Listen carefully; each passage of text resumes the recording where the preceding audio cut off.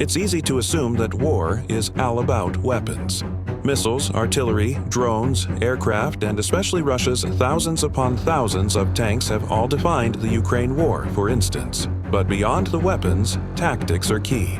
And in some cases, the countries defending themselves against aggression find that Mother Nature herself can come to the rescue. Finland and Poland are learning that right now. The two countries have just come up with a bizarre way to wipe out Russian armor, and if they can pull it off, Vladimir Putin's typical ground-based tactics will be in serious trouble if he launches a war against NATO. On August 29th, Euromaidan Press reported that Finland and Poland appear to have found the perfect response to Russia rebuilding its conventional forces after losing so much of its armor against Ukraine. This defense isn't some new form of anti-tank missile or a revolutionary new drone. It's a feature of both Count's landscapes that were part of their makeup for centuries until they were drained so the land could be used for modern purposes. What are those features? The wetlands. Specifically, restored peak bogs could become the latest and perhaps greatest line of defense against Russia. And we only need to look back to a little earlier in 2025 to discover why. Sadly, the example Euromaidan Press highlights was a complete accident. As 4 U.S. soldiers stationed in Lithuania and operating AN-88 Hercules found themselves trapped in a bog. All 4 lost their lives, unable to escape on foot, and with their armored recovery vehicle rendered useless. Though a tragedy for NATO, the incident highlighted just how effective these types of wetlands can be when used as part of a country's defensive setup. We'll get back to that point later in the video. Returning to Finland and Poland's plans, they were first reported on by Politico, which spoke to representatives of both nations to discover they are actively exploring the possibility of restoring previously drained bogs in their countries to defend against Russian tanks. Poland has already built the concept into its $269 billion Eastern Shield project with a statement provided by the country's defense ministry saying that the project provides for environmental protection, including by peatland, formation and forestation of border areas. France 24 provides more information, noting that Finland's defense and environment ministries will start talks in the fall to arrange the launch of a new peatland repair project, though what that project will look like remains to be seen. Similar discussions are taking place in Poland with France. 24 noting that the Polish equivalents of these ministries are also speaking to scientists to see what can be done. A state secretary at Poland's defense ministry, Cezary Tomczyk, explains why in a simple statement. Nature is an ally and we want to use it, and it may not just be these two nations getting involved. Some in Germany are also highlighting how important wetlands can be for military tactics. Among them is the Grünwald Mir Center, which is a peatland think tank. Back in June, it encouraged the European Union or EU to consider investing up to $580 million on restoring 38.6 square miles of wetlands, offering a clear military reason for doing so. Naturally, wet and equally re-wetted peatlands are impossible for tanks, slowing down troop movements and forcing predictable corridors that are easier to defend, the think tank said in a statement. Peatlands offer additional protection for critical infrastructure by making troop movements near transport routes, energy facilities, and strategic supply points more difficult. The think tank has a good point, several of them in fact, and to make matters worse for Russia, the measures that Poland and Finland are considering right now just so happen to align with something that NATO could implement if the idea gains greater traction. As Politico points out, it just so happens that a lot of Europe's wetlands, both those that still exist and those that have been drained, combine to form what it calls a bog belt. It notes that most of the EU's wetlands stretch across the borders that nations share with Russia and Putin's ally Belarus, essentially creating a natural border that could be transformed into an incredibly effective barrier. These wetlands stretch from Finland's Arctic regions through the Baltic states past the dangerous Suwałki Gap and into eastern Poland, the outlet says. But by now, more than a few of the military historians watching this video will be thinking the same thing. Using wetlands to slow down advancing armies isn't a new concept. They're absolutely right. For centuries, the wetlands that Poland and Finland are considering reviving have been used to provide the nations that host them with impressive military advantages. Politico highlights several examples. In AD 9, the Germanic tribes of ancient Europe were able to use their bogs to trap Rome's marauding soldiers, trapping them so they became easy pickings for assaults. Russia itself has more than enough experience falling foul of Europe's bogs, Politico adds. During the 1940s, when the Soviet Union waged to invade Finland, the wet borderlands of Russia's target proved to be a difficult barrier to cross. Finland's P. Alto Satala, who is part of the country's governing National Coalition Party, is more than aware of this latter example. Speaking after filing a parliamentary motion that prompted Finland's upcoming talks, Alto Atala said, "In Finland, we have used our nature from a defense angling history. I realized that at the eastern border especially, there are a lot of excellent areas to restore for the climate, but also to make it as difficult to go through as possible." Sticking with Finland, France 24 adds that the country had several obvious areas that could be subject to wetting.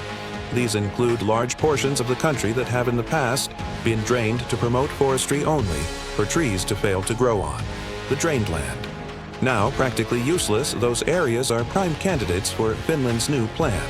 It's very logical to wet these large areas again, says Christina Langoff, the Natural Resources Institute of Finland. And if we need to re-wet part of our peatlands anyway, then why not close to the eastern border? Finland could go further than that. She notes that about a third of Finland is made up of the type of peatland that could now become a vital weapon against Russia. However, half of that land has already been drained. Much of it won't be usable in Finland's new strategy. The land was drained for forestry or to create land useful in domestic agriculture. But in examples where draining hasn't given any decent results, why not re-wet the land to make it dangerous for Russian soldiers to cross? After all, Putin has made plenty of threats against Finland since the beginning of the Ukraine war. Most of those threats were made during the build-up to Finland joining NATO, which Putin saw as a threat to Russia. Back in December 2023, CNN reported that Putin made a vague threat of problems for Finland if it joined the Collective Defense Organization. It did. And though we still haven't seen these problems manifest into direct military action, it's not hard to make the leap that Putin is thinking about a future fight with Finland and its NATO allies as revenge for too many countries not doing what he wants them to do. As for Poland, discussions about revitalizing wetlands have been taking place for years, thought they've only just now started reaching the government level, Politico says. Victoria Jadrowsko, who is a climate activist and one of the guiding forces for Poland's Fridays for Future climate protests, points out that the stars are aligning now. Once you talk about security, everyone listens right now in Poland, she tells Politico, and our peatlands and ancient forests, those are the places that are going to be very important for our defense once the war gets to Poland as well. Many in Poland are now realizing that nature can be their greatest ally. With its defense ministry involved, it likely won't be long until we start hearing plans for restoring the country's wetlands. And like Finland, Poland has a lot of wetlands that it could restore. These types of land account for about 5% of Poland's entire area, though it may have a tougher time restoring it than Finland. Waterlands says that about 85% of Poland's peatlands have been drained, likely for the purposes we mentioned earlier. So, some tough decisions will have to be made regarding which to restore, especially if wetlands near Poland's most vulnerable borders are no home to farms or even entire communities. Still, these are decisions that have to be made. The military benefits are too massive. Which brings us to what these wetland restorations will mean for a future Russian invasion of either Poland or Finland. It's simple. Wetlands cause major problems for tanks. We've touched on this already with the example of the 4 U.S. soldiers who unfortunately lost their lives when they were trapped in wetlands. But what was an unhappy accident for a handful of NATO soldiers could spell doom for any Russian invasion. After all, Putin loves using tanks. We know that from the sheer number of them Russia has lost in its Ukraine invasion. Ukraine's Ministry of Finance says that Russia has lost 11,151 tanks up to August 31st, with 2 more being destroyed on August 30th alone. For Russia, tanks are vital to theme-canized assaults it launches against enemy fortifications. Tanks provide armor for infantry and pack enough firepower to destroy walls and other defenses. Granted, Ukraine has come up with plenty of ways to counter Russia's tanks already. Anti-tank missiles are effective, of course, but it is kamikaze drones loaded with explosives that fly directly into the weak points of tanks that do most of the damage. As the Car Center pointed out in June, Ukraine's drones are now responsible for 85% of Russia's military personnel and equipment losses, with tanks being very near the top of that list. Perhaps that use of heavy drones raises the question of why bother revitalizing the wetlands at all. After all, drones are... That's all while being hindered by the wetlands and moving so slowly they become easy targets for drones. Plus, as we found out from the U.S. example we mentioned earlier, the wetlands can claim lives through exhaustion just as readily as they can slow down potential targets. So, Russia's tanks and infantry just won't use the wetlands, right? That logical counter falls flat on its face when you consider the simple fact that a defending nation such as Poland or Finland knows precisely where its wetlands are. With that knowledge, they can use their bogs and wetlands to funnel enemy soldiers into ambushes. We've seen this tactic plenty of times before. Both Ukraine and Russia use massive minefields to ferry opposing troops into locations where they can be hit by artillery and similar ambushes.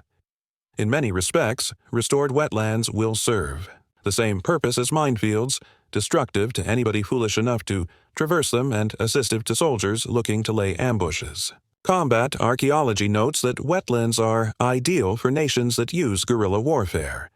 Unlike other environments, wetlands are able to fulfill all of Clausewitz's criteria for guerrilla warfare, including the ability to be carried out in the interior of a political zone, extending over a considerable portion of a country, occurring irregularly, being difficult in nature, being unreliant on a single strike, and having the ability to gather the support of the community. The outlet says it's referring to writings by Karl von Clausewitz from the 19th century, but the points being made stand today. And guess which nation has been using guerrilla warfare against Russia? Ukraine. What Poland, Finland, and several other NATO nations have is land that is ideal for use in the very type of strategy that counters Russia's preferred means of aggression. Heavy mechanized assaults can be counterducing wetlands. And even if Russian tanks somehow make it through unscathed, they'll be slowed down to such an extent that those nations using their wetlands will be able to prepare fortifications and mount far more damaging defenses against Russia's exhausted invading soldiers. Russia is no stranger to this type of strategy. It's long used its own hostile environment to wear down invading armies to the point where exhaustion and natural attrition are as important to Russian victories on their own land as the country's tactics. Now Putin is dealing with a pair of nations that are considering using a very similar approach against him. Did we say a pair? It may be much more than that. We mentioned that at least one German think tank is already imploring the country's government to use wetlands as defensive assets. But beyond Germany, Poland, and Finland, there are others. Ukraine, for instance, would love to restore its wetlands. In June, Ramadan Press published a piece in which it noted that Russia's surprise assaults against Ukraine via Belarus may not have succeeded were it not for the decades-old Soviet programs that eliminated the wetlands in much of Ukraine's north. If those wetlands were still there, Russia would have had a much harder time gaining territory in Ukraine's north than it did during the initial days of the invasion. There are now calls for Ukraine to bring back its wetlands as best as it can. The cost isn't necessarily a problem. The cost of restoring a single hectare of wetland runs between a couple of $100 and a couple of $1,000 in the country, depending on the location. Its time that Ukraine doesn't have full rewetting takes between 2 and 4 years. Euromaidan Press reports that's fine for the likes of Finland and Poland, which have the time to dedicate to the task. But for Ukraine, which is engaged in a very active war, wetland restoration has to fall on the back burner, no matter how useful it might be. There is also talk in some of the Baltic states about following Finland and Poland's lead. On August 28th, Politico reported that Estonia had become another EU nation to launch ministerial talks exploring the possibility. Speaking to Politico, a spokesperson for Estonia's climate ministry said, "I can confirm that we've started early discussions with the Ministry of Defense and would like to include them in a nature restoration project. Those talks are still in their very early stages, but they prove an important point. the wetland restoration concept has legs as a viable military tactic. It also doesn't hurt that wetlands are good for the environment, meaning they allow nations like Poland and Finland to counter Russia's aggression in another way. There's no denying that the Ukraine war has been acclimate disaster. The World Wildlife Fund notes that entire ecosystems have been destroyed, and the country has experienced 78 times more fire incidents than it did the year before Putin launched his invasion. In Russia, Ukraine has been using a series of devastating, deep strikes to take out oil refineries. Those strikes are effective. They've disrupted around 17% of Russia's total refining capacity. But these strikes, combined with others targeting fuel sources, send a lot of carbon into the air that might otherwise have been released over a much longer period. Wetlands, particularly peatlands, can counter some of this environmental impact. As France 24 notes, peatlands essentially act as carbon sinks, trapping the harmful material in the land rather than allowing it to escape into the atmosphere.